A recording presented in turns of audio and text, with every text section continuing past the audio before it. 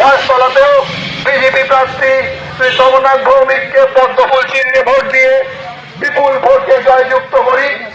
আসুন আমাদের বাসতলাবাসী ধারাবাহিকতা মনোনীত বিজেপি প্রার্থী শ্রী সোমনাথ ভৌমিককে পদ্মফুল চিহ্নে ভোট দিয়ে বিপুল ভোটে জয়যুক্ত করি।